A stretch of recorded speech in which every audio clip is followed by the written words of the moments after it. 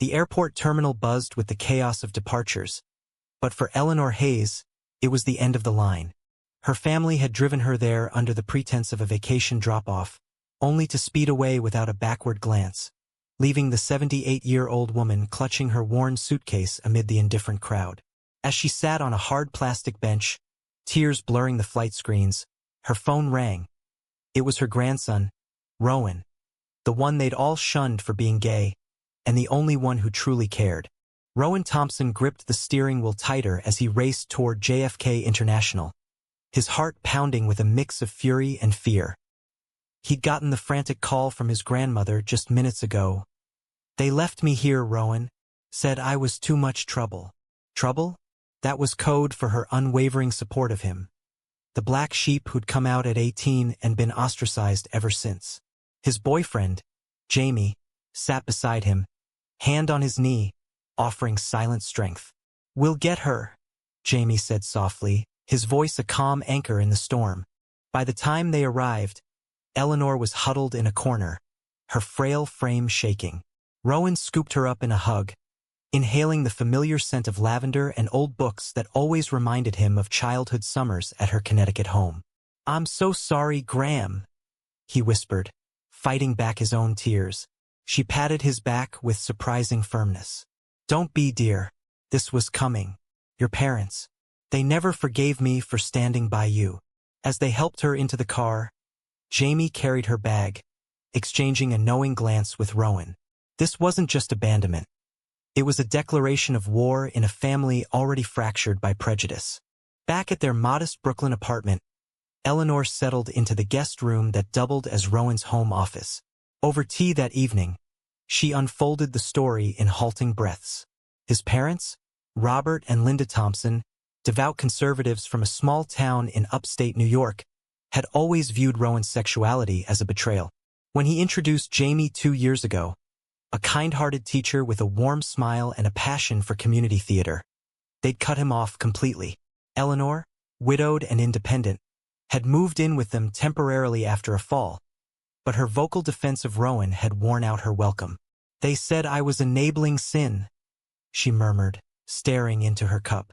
"Told me to pack and drove me to the airport, claiming a ticket to Florida. There was no ticket." Rowan's jaw clenched. He'd built a life in the city as a graphic designer, far from the judgmental stares of his hometown.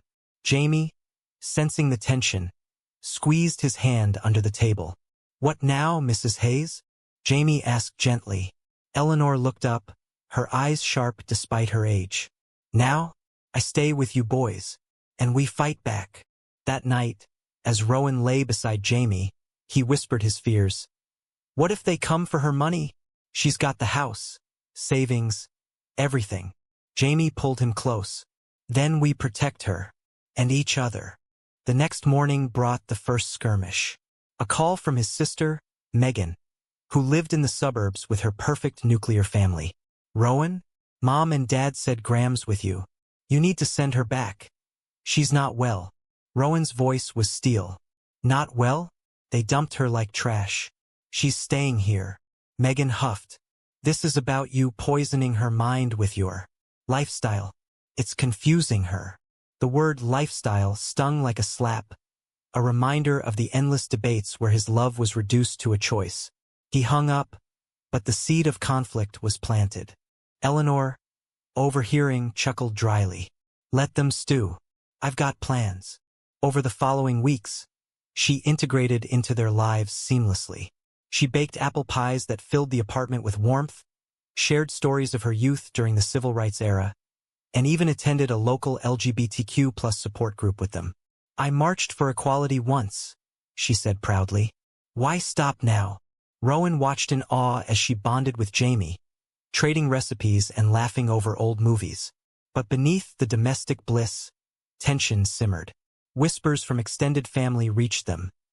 Accusations that Rowan was manipulating her for inheritance, that his influence was turning her against her own blood. One evening, as they strolled through Prospect Park, Eleanor confided in Rowan. "I've rewritten my will, dear. Everything to you." He stopped short. "Graham, no. That's not why." She waved him off. "I know. But you're the one who deserves it. You've built a life of honesty and love, despite everything. They abandoned me. You didn't. Jamie, walking ahead, turned back with a supportive nod.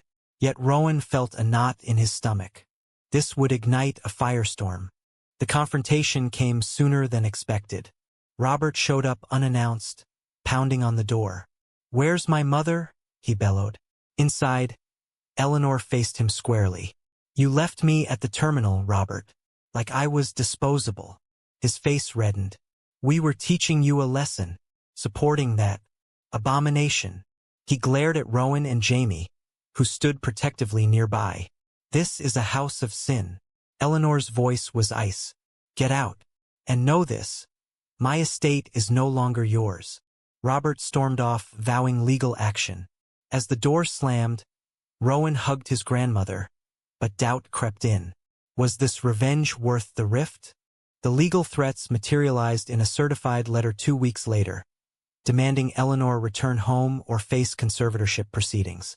Robert and Linda claimed she was mentally unfit, influenced by Rowan's deviant agenda. Rowan stared at the document, his hands shaking. "This is insane," he muttered. Jamie, ever the optimist, researched elder law attorneys while Eleanor remained defiant.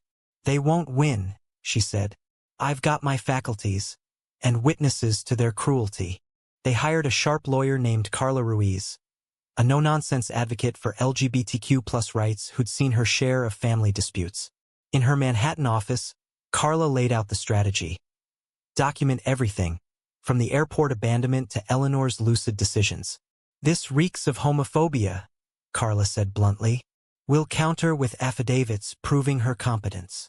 Rowan nodded, but inside, guilt gnawed at him. Had his coming out sparked this chain reaction? Jamie sensed it, pulling him aside later. "This isn't on you. It's on them for not accepting who you are." As preparations ramped up, social ripples spread. Megan called again, tearful this time. "Rowan, please. Mom's heartbroken. Graham's always been the glue. Now everything's falling apart because of, you know." He sighed. "Because I'm gay? Say it, Meg." Silence stretched. "It's not natural," she finally whispered. The call ended in stalemate, but it highlighted the deeper divide. A family steeped in traditional values clashing with modern realities. Eleanor's health, meanwhile, became a focal point. She had arthritis and needed regular checkups, which Rowan and Jamie handled diligently. One afternoon at the doctor's, she turned to Rowan. "Remember when you were little? You'd draw pictures of families with 2 dads. Even then, I knew." He smiled faintly. "And you never judged." Her eyes twinkled. "Love is love, dear. I wish your parents saw that." The court date loomed, turning their apartment into a war room. Carla coached them on testimonies, emphasizing Eleanor's autonomy. But whispers from cousins trickled in via social media, posts decrying the gay agenda tearing families apart. Rowan scrolled through them one night, Jamie rubbing his shoulders. "Block them," Jamie advised. "Focus on us." Their relationship, tested by the stress, grew stronger. Late-night talks revealed Jamie's own scars.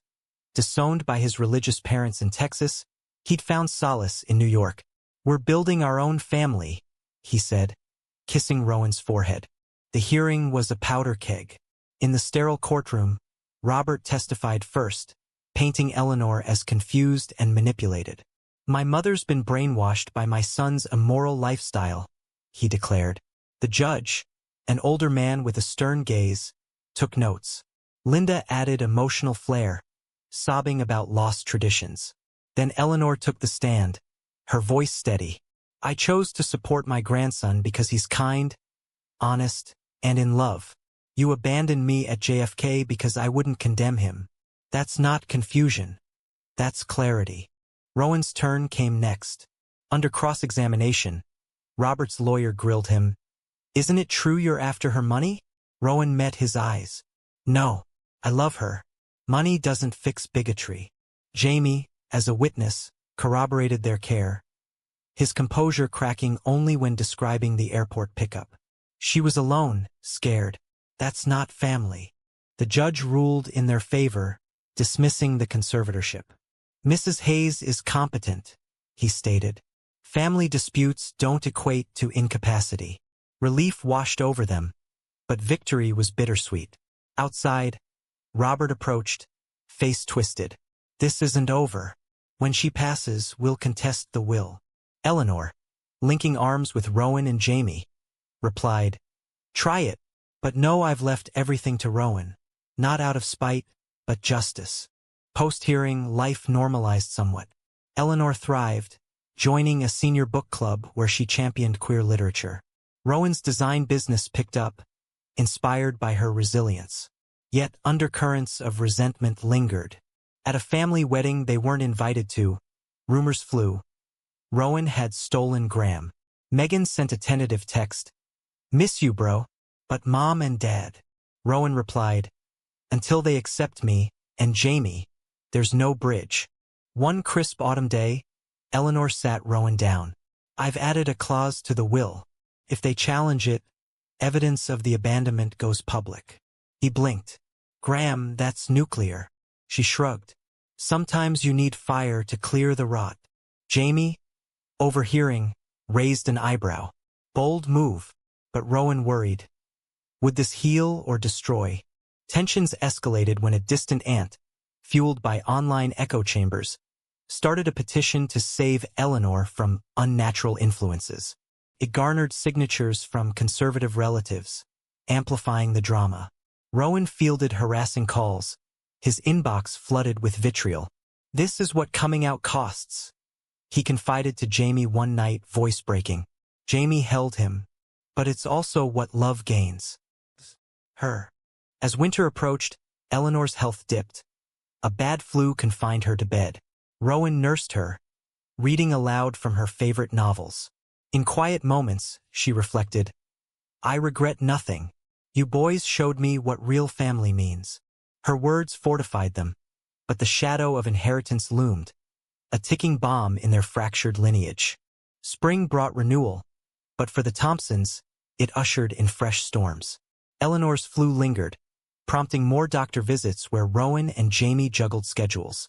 During one appointment, the physician pulled Rowan aside. She's stable, but at her age, we monitor closely. The implication hung heavy. Time was finite.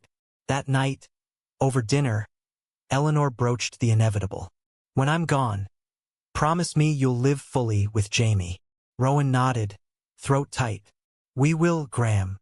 The will's details leaked somehow, perhaps through a loose-lipped relative, and ignited outrage. Robert called, furious. Everything to you? After we raised you? Rowan's response was measured.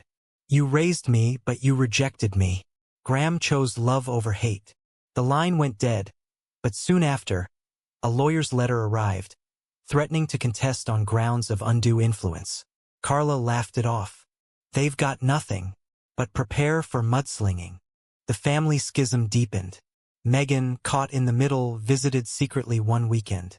I want to see Graham, she said at the door, eyes darting. Inside, Eleanor hugged her tightly. Missed you, child. Over coffee, Megan confessed. I don't agree with everything, but abandoning you was wrong. Rowan watched warily as Jamie busied himself in the kitchen. When Megan turned to him, Rowan, can't we compromise? He shook his head. Compromise my identity? No. She left conflicted, a small crack in the wall. Social media amplified the drama. Anonymous accounts, likely relatives, posted rants about greedy gays destroying families. Rowan's work suffered. Clients questioned his focus. Jamie, teaching high school, faced subtle backlash from parents echoing similar views. One mom pulled her kid from my class, he admitted wearily. Said I was a bad influence. Rowan pulled him into an embrace. You're the best thing in my life. Their bond, forged in adversity, became a beacon amid the chaos. Eleanor's activism surged. She volunteered at a local LGBTQ+ center, sharing her story in support groups. I lost part of my family, she'd say, but gained a bigger one. Rowan accompanied her, moved by the diverse faces. Teens like he once was, elders finding community late. One evening, a young man approached. "Your Gram's a hero." Rowan smiled. "She is. But heroes falter." A fall in the bathroom sent Eleanor to the ER with a fractured hip. Surgery followed, recovery slow. In the hospital, Robert and Linda appeared, feigning concern. "We're here for Mom," Robert said stiffly. Eleanor, medicated but alert, fixed them with a stare. Convenient timing. Tension crackled as Rowan and Jamie stood guard. Linda pleaded, "Let us help." Jamie, diplomatic, suggested, "Only if you respect us." They left without committing the visit a fragile olive branch or calculated ploy. Post-discharge, home care became routine. Aides helped, but Rowan shouldered much, his design deadlines slipping. Jamie picked up slack, cooking and errands. "We're a team," he reminded Rowan during a rare date night. Over pasta in a cozy Italian spot, they reminisced about their first meeting at a theater audition 3 years ago. "You nervous flirted," Jamie teased. Rowan laughed. "And you fell for it." Moments like these recharged them. The contest threat materialized in court papers. Carla countered aggressively, subpoenaing airport security footage of the abandonment. "This proves malice," she argued. In depositions, Robert squirmed under questioning. It was a tough love lesson. Eleanor's testimony, via video from home, was poignant. "They discarded me because I love my grandson unconditionally." The judge, reviewing evidence, leaned toward dismissal, but the process dragged, draining resources. Amid legal battles, personal revelations emerged. Megan confided in a call, "I'm questioning things. Met a gay couple at work. They're normal, happy." Rowan's heart softened. "That's all we are." She promised to talk to their parents, a glimmer of hope. Eleanor's condition stabilized, but she grew reflective. "Life's too short for grudges," she told Rowan one sunset evening on the balcony. "But justice matters," Jamie added, "and love." As they watched the city lights flicker on, Rowan felt a profound gratitude for her, for him, for their unconventional family. Yet shadows persisted. A cousin's wedding invitation arrived, excluding Jamie. +1? No, Rowan declined. The snub stung, reinforcing isolation. Online, debates raged in family chats. Graham's will is revenge, not right. Rowan refrained from engaging, but Jamie encouraged, "Your voice matters." As summer heated up, Eleanor's hip improved, allowing short walks. In the park, she linked arms with both men. "This is my legacy," she declared. Passers-by smiled, but Rowan knew not everyone would. The will hung like a sword, its revelation poised to shatter or mend. Fall leaves crunched underfoot as tensions peaked. The court dismissed the contest preliminarily, citing insufficient evidence of influence. Robert raged in a voicemail, "You'll regret this." Eleanor, unfazed, celebrated with homemade cider. "To freedom," she toasted. Rowan clinked glasses, but worry etched his face. "What if they appeal?" Carla assured them, "Unlikely. Costs too much." Repercussions rippled outward. Extended family gatherings excluded them, whispers of boycott circulating. Megan, however, bridged gaps. She visited more, bringing her kids, who adored Uncle Rowan and Uncle Jamie. One afternoon, her daughter asked innocently, "Why 2 uncles?" Megan hesitated. Then, "Because they love each other." Progress, small but significant. Rowan's career rebounded with a big client, a nonprofit for LGBTQ+ elders. Inspired by Eleanor, he designed their campaign. "This is for you," he told her. She beamed. Jamie's school year started strong, his resilience shining. But personal strains showed. Late nights, Rowan snapped over trivialities. Jamie confronted gently, "We're in this together. Talk to me." Tears flowed as Rowan admitted fears. "Losing Graham. Losing you to this mess." Jamie reassured, "Never." Eleanor's stories grew more frequent, a verbal memoir. "Your grandfather was traditional," she shared, "but he evolved. Wish your dad did." Rowan pondered inheritance's weight. Not just money, but responsibility. The Connecticut house, worth millions, symbolized roots he might reclaim or sell. A surprise came via Megan. Robert wanted a meeting. Neutral ground, a diner in Westchester. Rowan agreed warily, Jamie by his side. Robert arrived alone, looking aged. Mom's will. It hurts. Rowan leaned in. You hurt her first. Silence. I don't understand your life, Robert admitted gruffly. But abandoning her was wrong. No apology for Rowan, but an olive branch to Eleanor. Tell her I miss her. They parted awkwardly. Seeds of reconciliation sown? Eleanor reacted mixed. Time will tell. Health-wise, she stabilized, but fatigue set in. Doctors advised rest, prompting Rowan to hire more help. Jamie suggested a vacation, but she demurred. Here with you is paradise.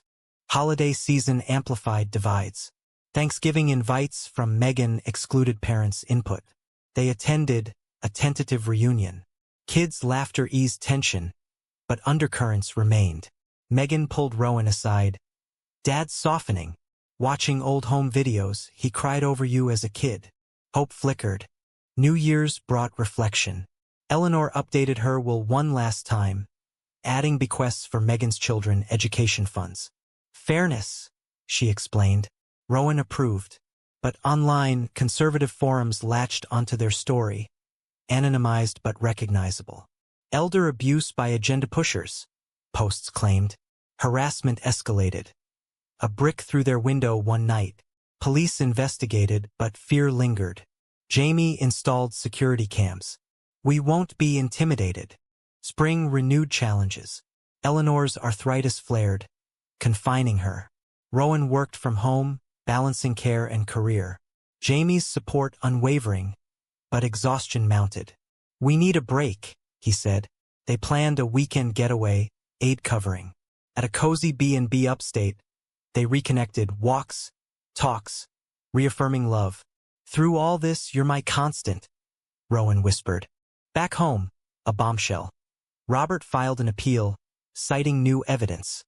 Affidavits from relatives claiming Eleanor's senility. Carla fumed. Frivolous, but delaying. Court dates loomed again, draining savings. Rowan confronted Megan. Did you know? She denied. Dad's stubborn. The family teetered. Eleanor's spirit held. She dictated letters to old friends, advocating acceptance. One to Robert. Forgive, but don't forget. He didn't respond. As summer waned, her energy dipped alarmingly. Hospital tests revealed heart issues. Manageable, doctors said. But Rowan saw the toll. In quiet hours, she confided dreams. See you married boys. Gay marriage legal, they considered it. For her, Jamie agreed. Planning began, a small ceremony. The appeal hearing was contentious. Witnesses recycled arguments, but footage of abandonment swayed. Judge dismissed. Final. Relief, but scars remained. Fall again. Eleanor's condition worsened. Bedridden, she held court. Megan visited daily, Robert once. Stiff but present. Sorry, Mom, he murmured. She nodded. Prove it. As winter neared, peace settled uneasily. Rowan and Jamie exchanged vows in their living room, Eleanor witnessing. Beautiful, she whispered. Joy amid sorrow. The ceremony's afterglow faded as Eleanor's health plummeted. Congestive heart failure, doctors confirmed. Hospice was arranged at home, a somber shift. Rowan and Jamie alternated vigils, holding her hands through stories revisited. Remember your first Pride parade? She asked Rowan weakly. He chuckled. You waved a rainbow flag bigger than you. Her laugh was faint but genuine. Family converged. Megan brought comfort food, kids drawing cards. Robert and Linda came hesitantly, the apartment thick with unspoken regrets. Can we talk? Robert asked Rowan one evening. In the kitchen, he haltingly. I was wrong. About Mom, about you. No full acceptance, but acknowledgement. Jamie's good for you. Rowan nodded, guarded. Took abandoning her to see? Eleanor's days dwindled. She dictated final wishes. Cremation, ashes scattered in her garden. No funeral drama. To Rowan, use the inheritance wisely. Build your life. He promised, tears streaming. One crisp morning, she passed peacefully, hand in Rowan's.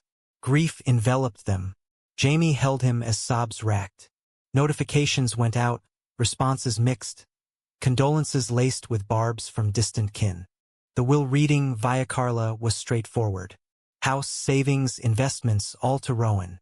Small bequests to Megan's kids, nothing to Robert and Linda. Shock rippled. Robert stood abruptly. This is spite. Carla interjected. Her choice? Legal. Outside, he confronted Rowan. You manipulated her. Rowan's voice broke. She loved me when you wouldn't. Linda wept silently. Probate proceeded smoothly, but contests loomed. Relatives rallied, petitions circulating. Undo the injustice. Media caught wind. A local paper ran family feud over gay inheritance. Online debates exploded. Supporters hailed Eleanor's stand. Critics decried weaponized wills. Rowan and Jamie moved to the Connecticut house. A fresh start. Renovations symbolized healing, rainbow accents in her honor. Megan visited often, bonds strengthening. Dad's struggling, she shared. Robert reached out sporadically, awkward coffees evolving to tentative dinners. Learning, he admitted. Linda followed suit. Yet scars lingered. At a family reunion Rowan hosted, absences spoke volumes. Cousins snubbed, whispers of stolen legacy. Rowan addressed it. Graham chose love. Honor that. Some nodded, others left. Professionally, Rowan thrived, launching a foundation for LGBTQ plus elders with the funds. Jamie joined, their work impactful. Personally, they adopted a dog, discussed kids. Life bloomed amid loss. Years blurred, but the inheritance's shadow persisted. When Robert passed suddenly, his will left a token to Rowan. A family heirloom. Reconciliations echo. Reflecting, Rowan wondered. Had Eleanor's decision mended or marred? It exposed prejudices, forced growth, but at what cost? Was the grandmother's bold bequest a justified act of love and justice, or did it unnecessarily perpetuate family division and pain?